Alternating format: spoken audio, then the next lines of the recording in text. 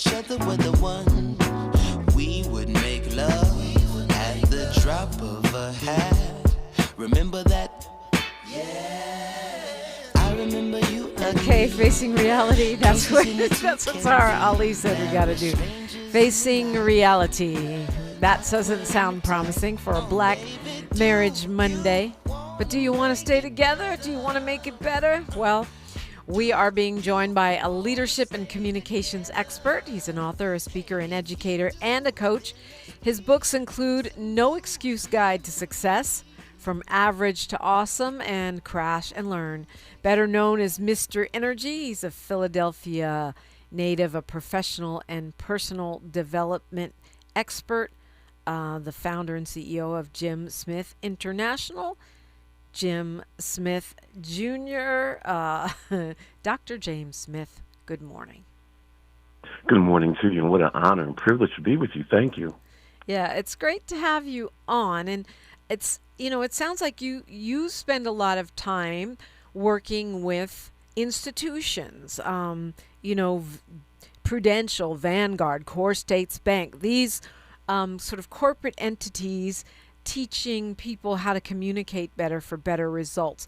Is that the same? Is a marriage or a relationship, should we be viewing it as an institution or a corporation in terms of putting into practice best practices of communication?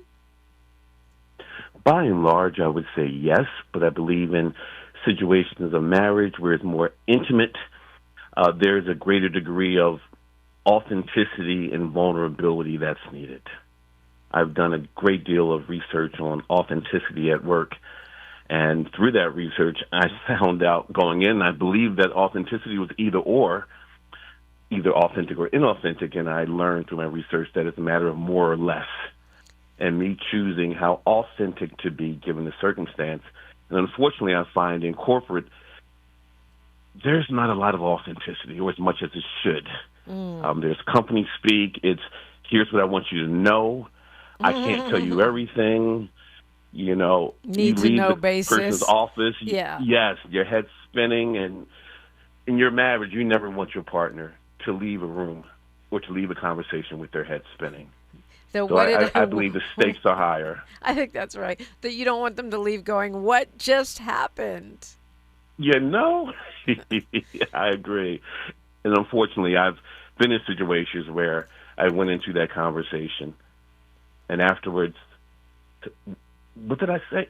How did we get there? We started here, and now we're there, and my head was spinning. So I believe that honest, frank, authentic communication is vital. I mean, vital. But it sounds like you're saying that authenticity is on a spectrum. I was speaking with this woman, Maury Taharapour. She has a book called Bring Yourself, How to Negotiate Fearlessly. She's out of the Wharton School, and she talks about negotiation, right? And one of the things she says, it sounds like you guys have this in common, is that authenticity is really more important than some special skill or some technique, is that just showing up and actually, I like the rappers say, keeping it real is much more important than anything else. I believe that. I'm not a big Kurt Cobain fan, but I did like his narrative when he said, I'd rather be hated for who I am than loved for who I'm not. And unfortunately, I believe that many people in corporate, every day is Halloween, trick or treat, put the face on, fake it till you make it, go along and get along, where I encourage people to hone it until you own it. So you're working it. And I believe in marriages, that should be the same, working it, honing it, and showing up as 100% authentic as you can. How does that work if authenticity is on a spectrum? I mean, is that like I'm a little bit lying? I'm a little bit misrepresenting. I mean, I'm not quite. I know, like, I in a way I get it because I am on the radio every day, and I am authentic. I believe I'm authentic, but I'll tell you all my business. Like, I'm not going to tell you all my business. Absolutely. I'll tell too much, that's but not all of it. That's what I'm reminded of a situation where I was doing some leadership training. It was right after Katrina in New Orleans, and I'm working with the client. And of the senior leaders in the room, there was only one brother there. And during a break, a woman came up to him and asked him, "Do you think the government's slow response to the Katrina victims was because New Orleans is primarily a black city?" And my friend said, "I wasn't answering that. No way. There was no way I can win by sharing my truth." So I said, "I can see why people might think that way." But he wasn't going to give his truth because he didn't feel psychologically safe. He didn't want to be the poster boy in that moment. Absolutely. So are you saying, is that authentic? Is that what you're saying? I said, I believe that is authentic, where he decided from perceived consequences that it would be more helpful for his career if he did not disclose that truth. Sad but true. Yeah, I mean, I remember back during the O.J. Simpson days in L.A. That was like yes. that was the litmus test. White people would come up to you and ask you, "So, what do you think about O.J.?" And it was really, the real question was, will you betray your community? Yes. That was the real question. And Yes. I remember that the great philosopher Neely Fuller told us we're meant to say, "I know two things. 2 people are dead, and I didn't do it."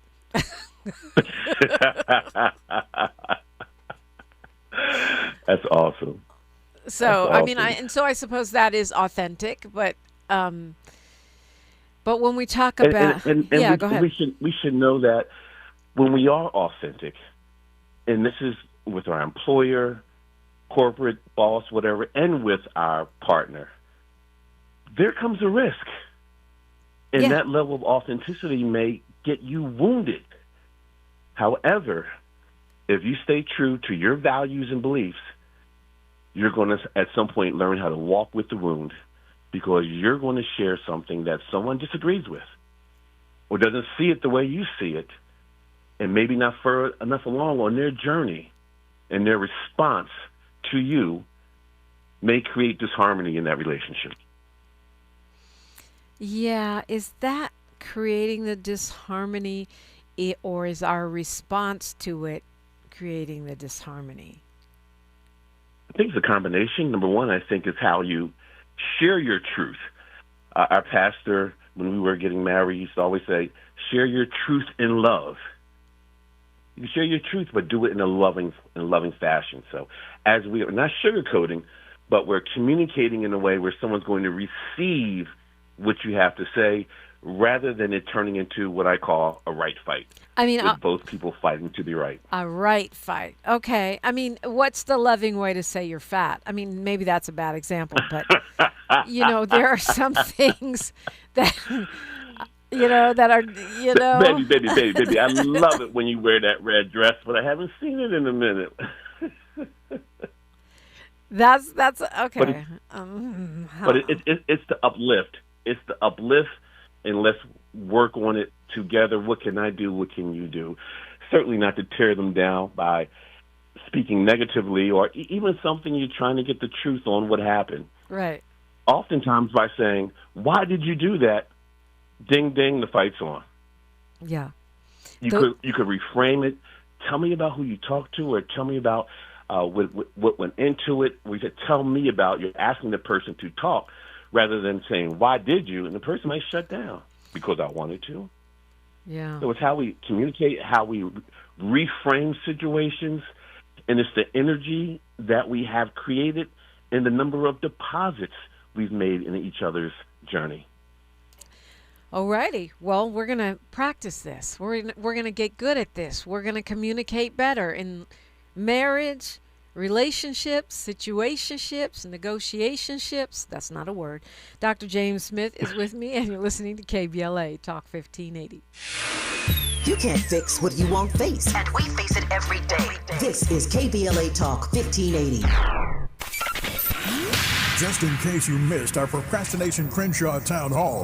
My name is Khalifa Bey. I am the founder of the South LA Bureau of Tourism and Trade. And how this is impacting me is that I can't promote it. I won't promote it. I hear a lot of talk about everybody. Accountability is responsibility. Change your vote. Change the vote. I know there's a lot of Democrats in this room, and I get all that, but if you keep doing the same thing over and over and over and expecting a different result, it ain't gonna happen.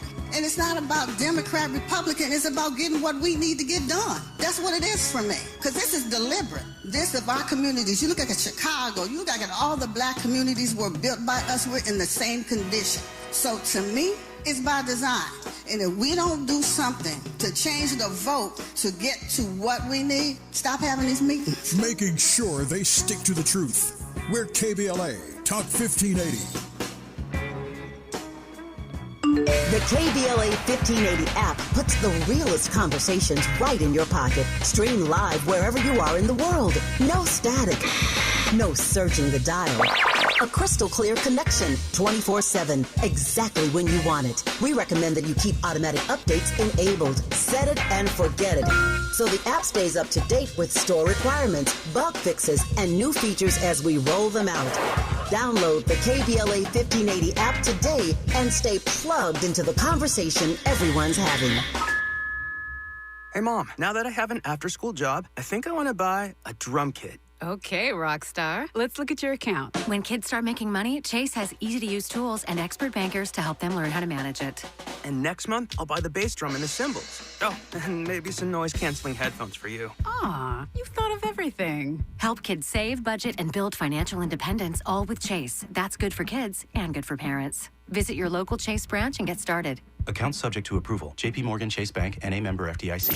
Thanks for waking up with Dominique DiPrima on KBLA Talk 1580. Right now, you're waking up with Dr. James Smith. It's a Black Marriage Monday, and he's applying his expertise in communications to our quandary about how to build stronger and more resilient marriages or long-term committed relationships, even if y'all don't have a piece of paper. Even, whatever you got going on. Forensic a pinky promise. Right. Forensic accountant says in the YouTube chat, I'd refrain from any negative comments during menopause. As a man, you have no idea.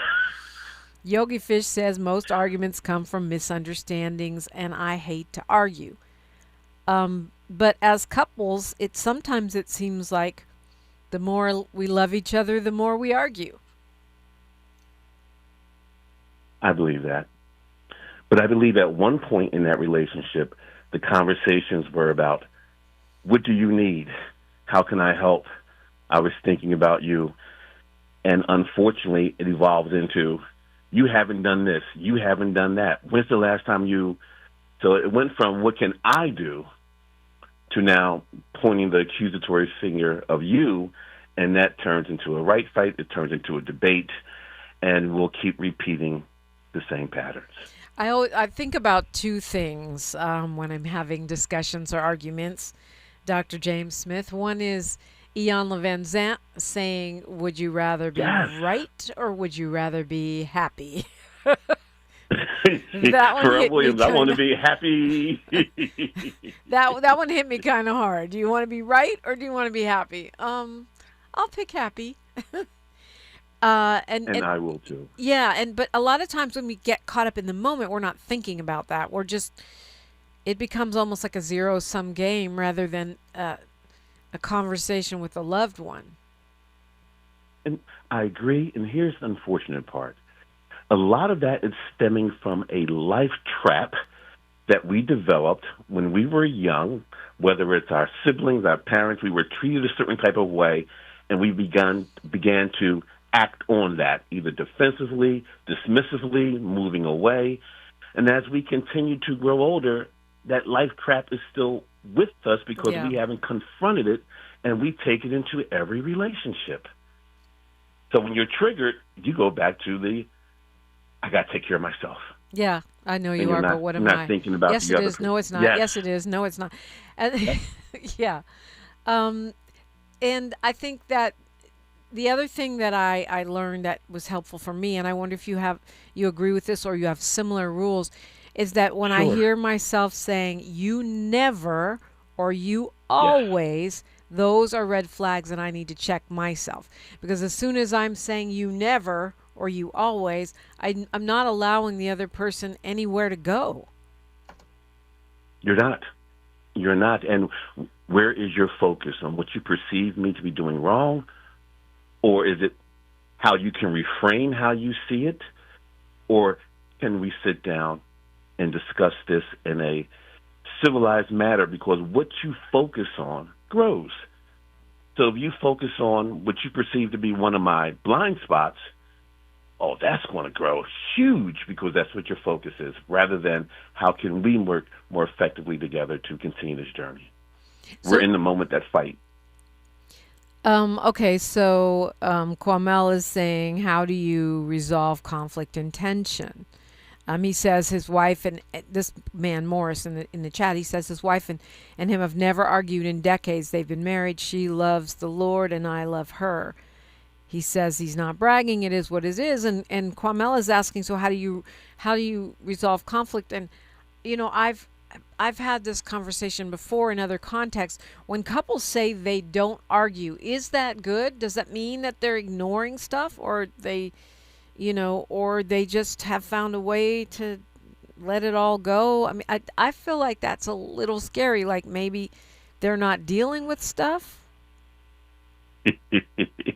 I think it's a matter of and both, or. I do believe that a God-fearing marriage where people understand their role in this partnership and choose God first, that can play a key role. But I also say to the other side of the point, are you talking? Are you sharing your truth? Are you sharing your concerns, or are you keeping it in? And, of course, you don't want to be a nonstop, on-demand complainer. But when you do get into that conflict, my question is to ask you, are you trying to fix, or are you trying to understand? Oh, that's a great question. Yeah. And depending on where your mindset is, will oftentimes determine the outcome. Because if you're trying to fix, you're into that place I hate, and it's called devil's advocate. Let me play devil's advocate. No. Your goal is to be right. But if it's to help me understand, if it's to accept your truth as true for you, it doesn't have to be true for me, but I'm going to say, if that's how you feel, then that's how you feel. And I'm not going to shit on you by telling you how you should feel. I want to uncover. I want to create unfolding dialogue. I want to learn. I don't want to prove you wrong. And depending on what mindset we have, again, will play a role in the outcome of that conversation. Yeah, I mean, that's the devil's advocate thing is a little pet peeve of mine too. Just be the people's advocate, or be your own advocate. You don't need to advocate for the devil. He's got that covered. But Morris is not feeling me. He says what I'm saying is BS, and okay, that's fine. He's saying if you don't have a strong, loving relationship, please be quiet. I think people process things in different ways, but some of us like to talk a lot, and some of us like to process a different way. Do you have any other kind of do's and don'ts like that? Like I, whenever I hear myself now say, "You never" or "you always," you know what? Give me a second. Let me think this through. Let me breathe a few times and come back, and we'll put a pin in this. Are there any other things like that where we might hear ourselves and say, you know what? No, I need to reframe. Yeah, I'm caught up in this moment. I'm being, as Sahar Ali always says, be wise, not emotional. I'm being emotional right now. Let me reel it in. I know one thing for sure. Every time I have moved into a conversation after I've been triggered, and I say to myself, this isn't going to end well. Is it worth it? And every time I move forward triggered, it didn't end well. All right. It became explosive. So what I should have done is go back to my favorite chair, sit down, hands on knees, count to 100, pray on it. And if I'm not ready to go yet, stay there. You are not going to have a positive conversation if you walk in sweating. They always say the boxer, when he or she's about to fight, if they walk in the ring dry, they're going to get knocked out. But if they walk in sweating, you know it's going to be on. So if you walk into that conversation sweating, you didn't walk in to have a peaceful conversation. you walked in to win. Right. And in life, they say when we're young, we look a lot like our parents. But when we get older, we look a lot like our choices. So what are we choosing in that moment of conflict or communication or disagreement? What are you choosing? And oftentimes you're going to get what you choose, and that, unfortunately, is that desire to be right. That is a relationship killer, wanting to be right. Yeah. I mean, I get it. It's nice to be right, but it's nice to be in a marriage, too, or in a loving relationship. Yeah, Jerry Anderson is in the chat. He says, hey, Morse, does that translate into things women shouldn't be speaking up on either? A man can be told to shut up all the time, but telling a woman what she can't speak on. Okay, we've only got 2 minutes here, Dr. James Smith. You get what he's saying. I'm going to lose. Yes, I'm going to lose some brother points right here because I'm reading into the comment, which is to be right. I have learned that as much as we want to be equal, we are wired differently.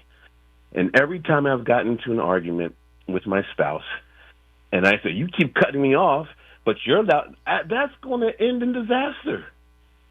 So it's field it, process, and prayerfully move forward.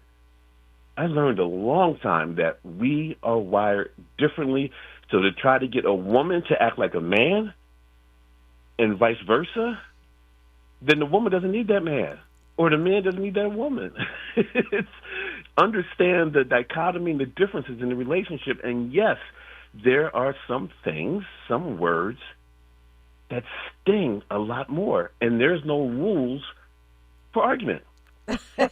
I've been told consistently. Now we're arguing about the rules of argument rather than who's coming in late and who's coming in early and who's not cleaning up. The conversation's now on the rules. And guys, as a person who's been on the receiving end, you're not going to win that. So how important is it? How important is it? It's frustrating to be interrupted, but you're not going to change that score. Yeah. Wow. A bunch of great and questions. When we're interrupted at work, we let our boss talk over us. Right. Well, yeah. I mean, yeah, we've got news, traffic, and sports right here. We'll address the 27 questions you brought up when we come forward, along with Big John, who says, being all the way authentic will have a person single and unemployed. We'll address that and more after news, traffic, and sports, only right here. She's reclaiming her time on KBLA Talk 1580. More First Things First with Dominique DiPrima when we come forward. I'm Bree Wood with BIN News Now. Canada is preparing to retaliate against new U.S. tariffs, with Prime Minister Mark Carney announcing countermeasures will take effect September 8th. Canadian exports to the United States lower costs for American families. In contrast, tariffs are taxes which are ultimately paid by U.S. consumers. The move comes after the Trump administration imposed 50% tariffs on billions of dollars worth of Canadian imports. A Nebraska man has been sentenced to more than 10 years in prison for an armed bank robbery. Investigators say evidence on Black 23-year-old Deron Lewis Payne's phone showed he used ChatGPT and online searches to gather information while planning the crime. And James Byrd has won Wyoming's Democratic primary for U.S. Senate and will face Republican Harriet Hageman in November. If elected, Byrd would become the first black senator in Wyoming history. Get BIN News Now on demand 24/7 on the iHeartRadio app. Got issues with youth or high school sports? Positive Coaching Alliance can help. PCA, a national nonprofit, offers more than 1,000 free online resources for youth and high school sports coaches, parents, students, and administrators. Visit PCADevZone.org. This is the KBLA Sports Minute with Ray Richardson. The Dodgers have won 6 straight after sweeping Pittsburgh Sunday. 4 Dodgers pitchers combined to allow the Pirates only 2 hits and a 4-0 win. The Dodgers won their 80th game of the season. They are 1 game behind Milwaukee for the best record in Major League Baseball. The Dodgers are now 15-13 since hanging out with Trump at the White House on July 23rd. Things are beginning to look up for the Dodgers with 31 games left in the regular season. We are 16 days away from the start of the NFL regular season on Wednesday, September 9th. First time in NFL history, the league is playing its regular season opener on a Wednesday. New England is at Seattle to take on the defending Super Bowl champs. The Rams and San Francisco kick off their regular season on Friday, September 11th in Melbourne, Australia. First NFL regular season game down under. No debates, no speculation, just the info you need. That's your KBLA Sports Minute. I'm Ray Richardson on KBLA Talk 1580. Don't be anxious or confused about AI. Take control of your career when you get the skills to tackle real business problems and design specialized solutions. HR Dive reported that entry-level talent with applied AI credentials can receive up to a 25% salary boost. But where do you find training that you can trust? Future-proof your career and deliver more value with Humans Lead the Way AI. Their hybrid learning courses use practical definitions, real-world examples, and strategic insights to help you and your team understand AI with confidence. No magic, no hacks, no shortcuts. Just practical knowledge that helps you use AI more successfully. Don't wait. AI can never replace people who know how to use it well. Register for courses today at humansleadtheway.com. That's humansleadtheway.com.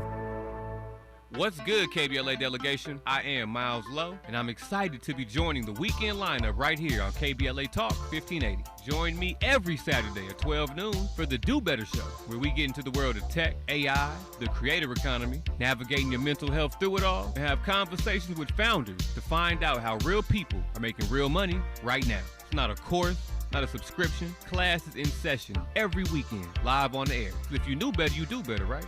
So let's make a better you. The Do Better Show, every Saturday, 12 noon, and replaying again at 7 p.m. right here on Unapologetically Progressive KBLA Talk 1580. We got a lot to talk.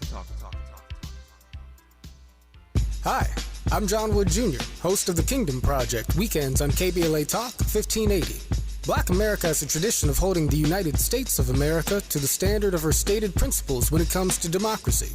When the country has said all men are created equal, black people have demanded that we mean it. In the long history of holding America accountable to the promise of her ideals, no name looms larger than Dr. Martin Luther King Jr. With this faith, we will be able to work together, to pray together, to struggle together, to go to jail together, to stand up for freedom together, knowing that we will be free one day. But as the country has drifted from the ideals of Dr. King, do black people have a special obligation to revive Dr. King's philosophy? Furthermore, does the black church have a responsibility to renew the moral leadership of America and reacquaint the nation with the gospel principles that inform Dr. King's philosophy? Tune in Sundays at 9 a.m. Pacific as I make the case for the revival of the philosophy of Dr. Martin Luther King Jr. and the moral leadership of the black church, only on KBLA Talk 1580.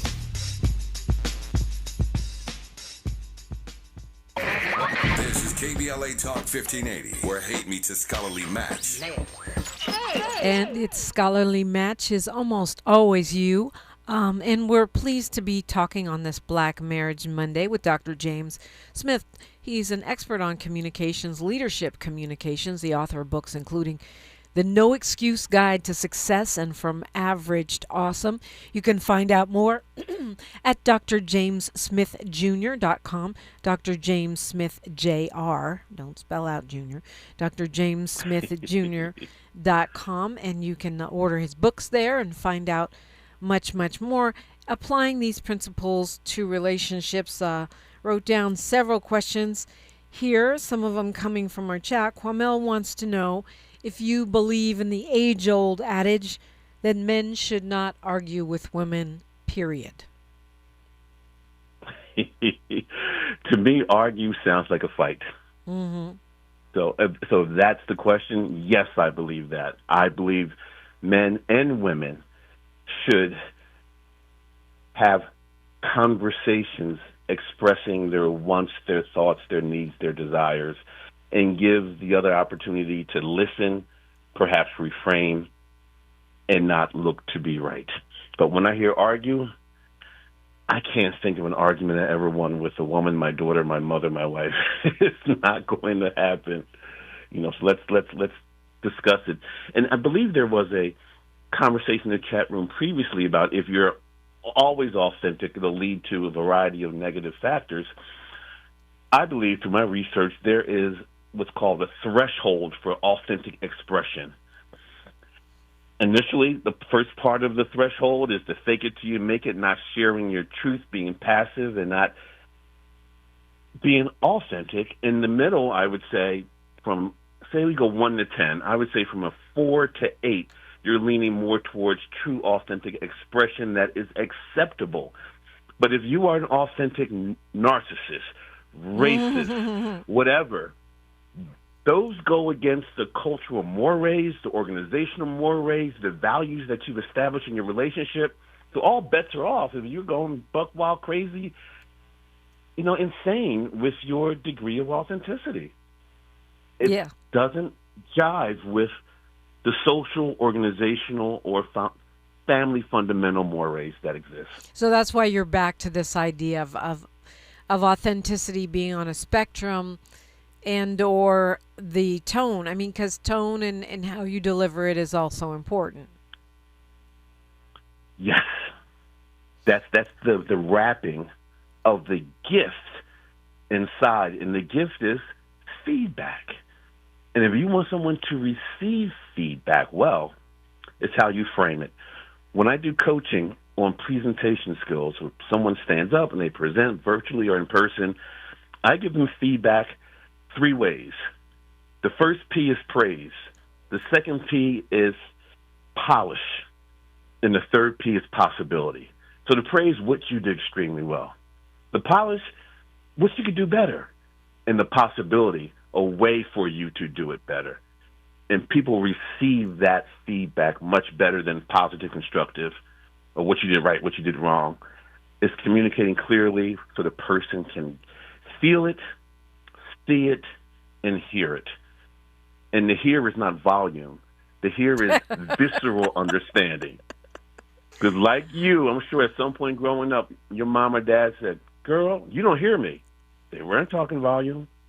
They were talking visceral understanding, cognitive understanding. Because if you got it, you would have done something different with it. Well, and the fact of the matter is, the reason I chuckled is because I know that a lot of times when folks get into discussions, couples, friends, families, they do raise their volume, and that's usually a sign that they're not hearing each other, and it's not going to help at all.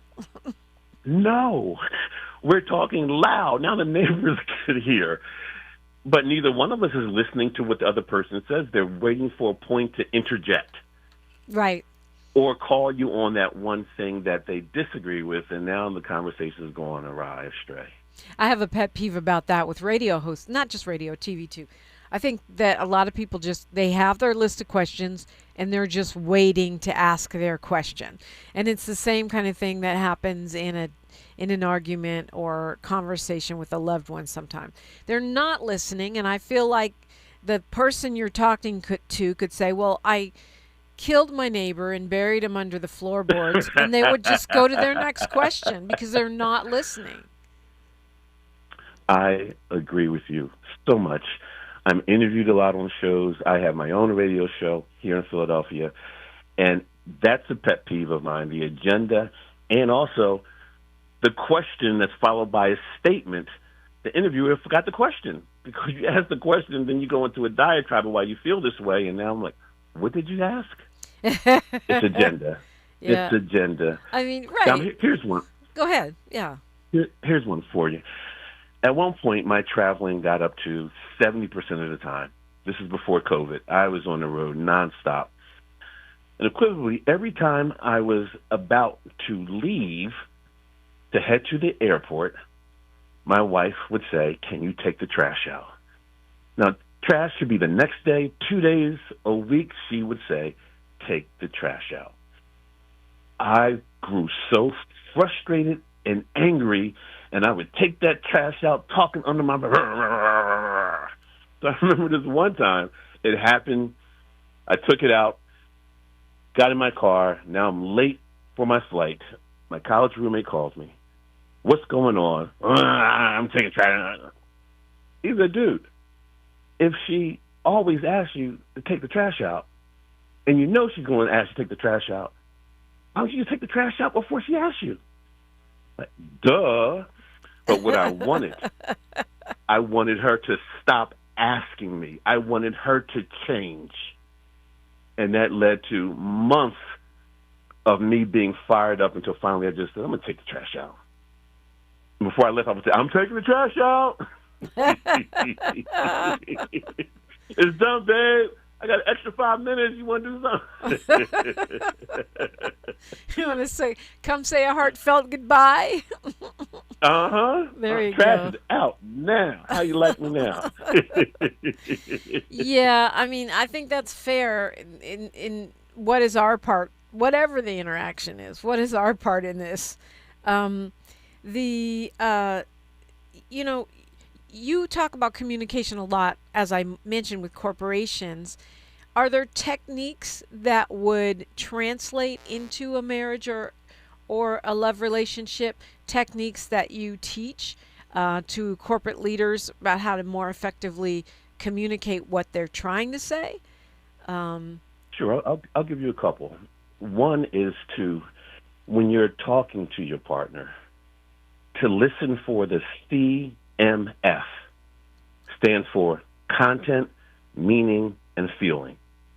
The words may be coming out as content that you think you understand, but it may not be what he or she means or how they feel. Perfect example. I walk into the kitchen, my wife's there, she's looking a little frustrated, her arms are folded. I said, "Babe, what's wrong?" "Nothing." Yeah. Hold up. You said nothing. But the volume and the tone and their energy suggest something is wrong. So let's talk about what could be contributing to your energy right now. Listen for the content, meaning, and feeling. Another tool is to focus on the behavior, not on the person. You have a better chance of changing one's behavior than you will change the person. The last story I told you gave evidence to that. So you're focused on the behavior that you want to have, that you want to end. So it's focusing on the behavior, not the person. It's truly listening for the content, meaning, and feeling. And when you do have that critical feedback, you start with the facts. What did the person do? And they have to be observable and measurable facts. Second, you give your opinion of the facts, how they land on you. So facts, opinion. Third, you ask for their opinion on what you just said. And where we go wrong is we start with opinion and not facts. Now you're arguing over something that has nothing to do with the facts. Right. So once you facts, opinion, the other person's opinion, now let's talk about what we're going to do going forward, what each of us are going to do. And finally, the E stands for express confidence. This is called the state model. Start with the facts, talk about your opinion, ask for their opinion, talk about what you're going to do. When the E, express confidence. And finally, exclamation mark, let's talk accountability. How are we going to make sure we are walking and living what we talk? I find that a lot of men on social media complain that women are not accountable or that we don't want to be held accountable. And, I guess there's another version of that conversation happening with women about men not holding themselves to account. But I think this was also mentioned in the chat here as well. What does that accountability look like, and how hold yourself accountable in a way that's, I guess, satisfying for both partners? I think it's a phenomenal question. Phenomenal question. Number one is truly understanding and living your values and beliefs. Not consistently moving the goalpost back. Well, I'm going to let it go this time. I'm going to let it go. What do you believe in? Mm-hmm. Number two, this is grammatically incorrect, but I think it's profound in that they become who you be.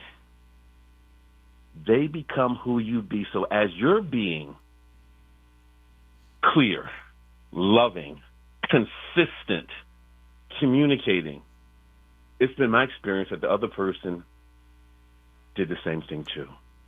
They didn't see the drive-by shootings. They didn't see the bomb grenades. They didn't see the silent treatment scorn. They saw a loving, God-fearing, caring person who really wants to lift you up consistently, not tear you down. And we're not always going to agree. We're not. We're two different people. But how do we get to that place of, I'm going to listen to what you're saying and listen for the unsaid, and vice versa, because I know you're not going to get up screaming, you're not going to be yelling, you're not going to be slamming doors, because that's not what we do here. So they become who you be. And I believe each person has to step into their level of accountability. And Nancy Smith, my mother, started me early because I attended K through 12 without missing a day of school. So Wow. she got that accountability gene in me. Then 4 years of undergrad, never missed a class. Went on to grad school, never missed a class. She always said, and I chuckle, she said, don't give people bullets. They already have guns. Don't give them a reason to exclude you, not to choose you, to say you're not worthy by being late, by not doing the assignment, by not following through, by not letting your yes mean yes and your no mean no. You gave them a reason. Yeah. So don't give your partner a reason to sit this one out.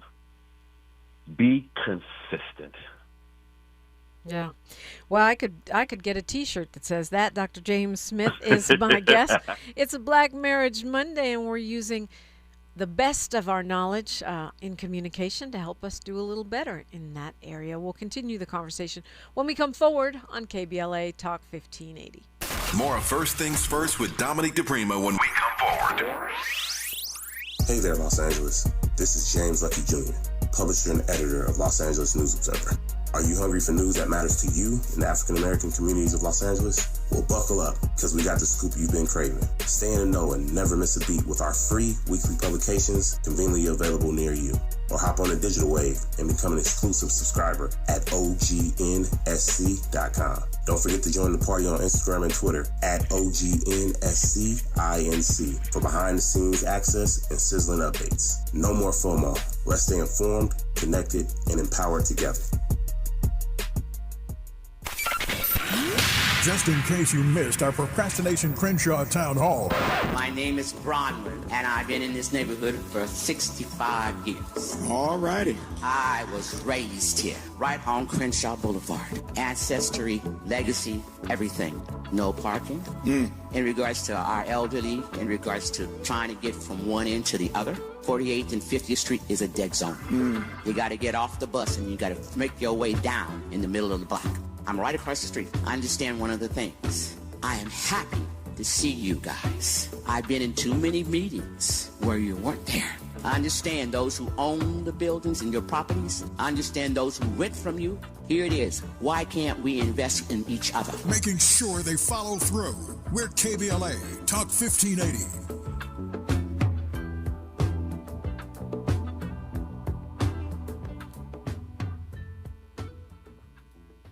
You know that Big Bargain detergent jug is 80% water, right? It doesn't clean as well. 80% water? I thought I was getting a better deal because it's so big. If you want a better clean, Tide Pods are only 12% water. The rest is pure, concentrated cleaning ingredients. Oh, let me make an announcement. Attention shoppers, if you want a real deal, try Tide Pods. Stop paying for watered-down detergents. Pay for clean. If it's gotta be clean, it's gotta be Tide Pods. Water content based on the leading bargain liquid detergent. KBLA Talk 1580. We've got a lot to talk about. KBLA Talk 1580, connecting you with services and solutions. The midterm elections are upon us. It is voting season once again. Common Cause's motto is fighting for the democracy we deserve. In service of that goal, Common Cause puts its state and national policy expertise, massive network of grassroots supporters, and nonpartisan approach into action to strengthen our democracy against the challenges we face today. They work at every level of government on priorities that impact each of our lives, like defending the right to vote, limiting big money's influence on our elections, holding public officials accountable, and more. Common Cause is a nonpartisan grassroots organization dedicated to upholding the core values of American democracy. They seek to empower all people to make their voices heard in the political process. This election may be the most important one ever. If you'd like to make a donation or volunteer in service to the Constitution, please visit commoncause.org. That's commoncause.org. This is a community call to action from KBLA Talk 1580.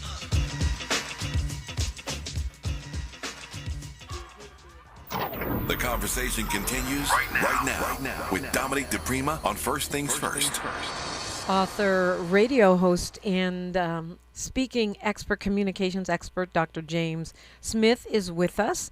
And, we've been talking about communication. That's what we do for a living. But so many times we don't apply the same standards that we have at the workplace or in other settings, the same courtesies in a personal relationship, in our home relationships. I believe that's kind of what Nikki Giovanni and James Baldwin were talking about in that famous conversation where she says, you lie to your boss, you smile at your boss when you don't feel good. I want you to do that for me as well.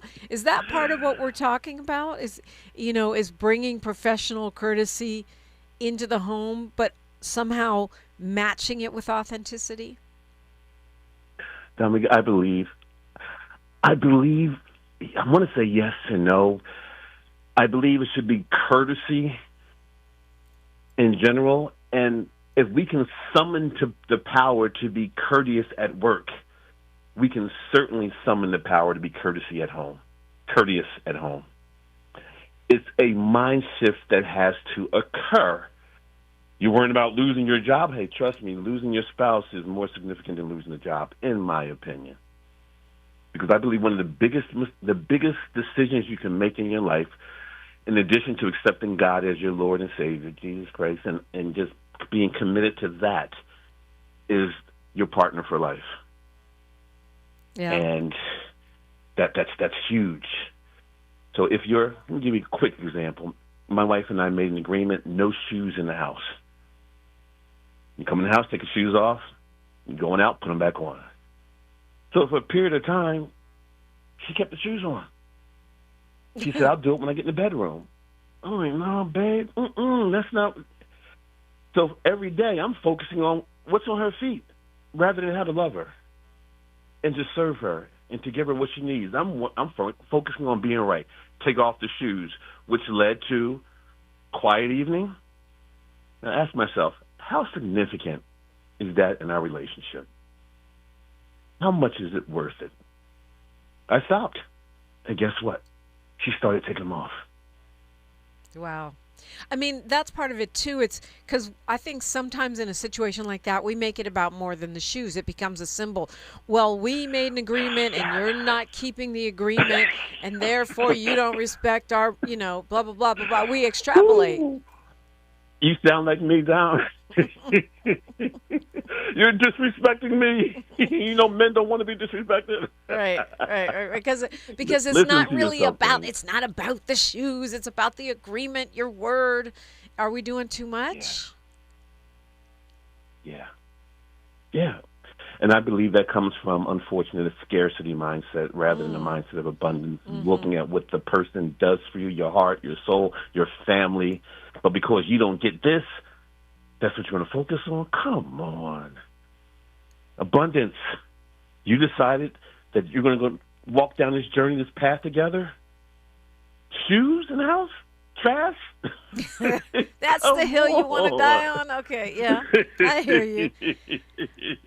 You also said something. But it's not easy. It's not easy. No, none of this stuff. It sounds easy.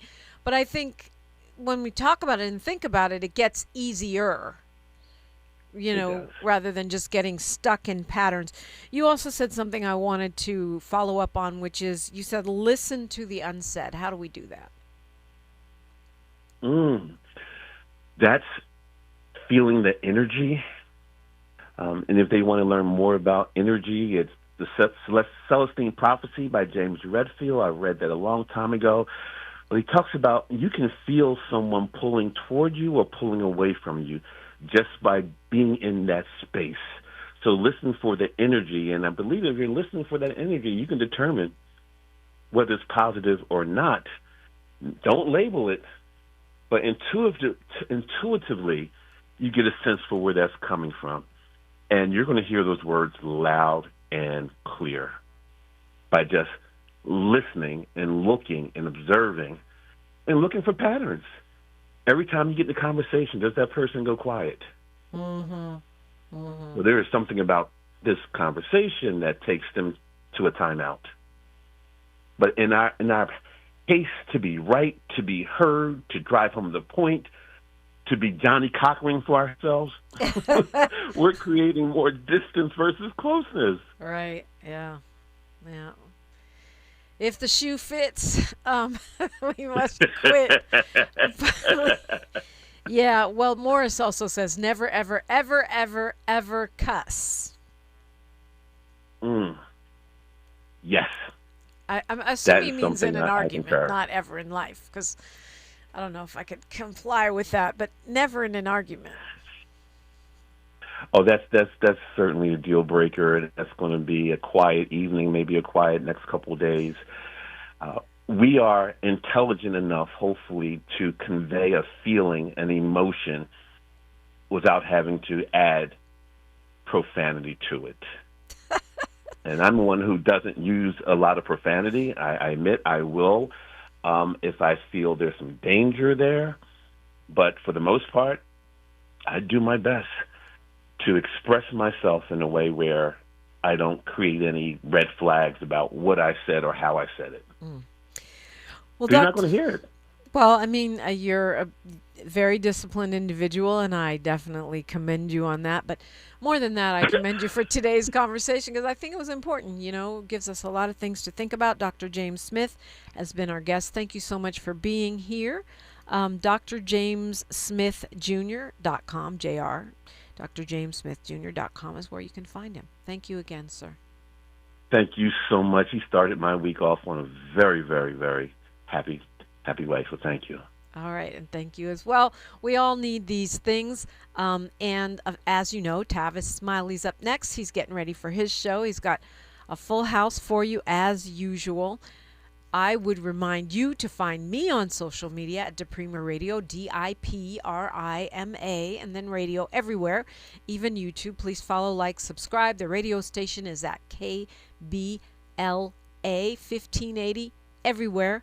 Please comment, like, follow, and subscribe.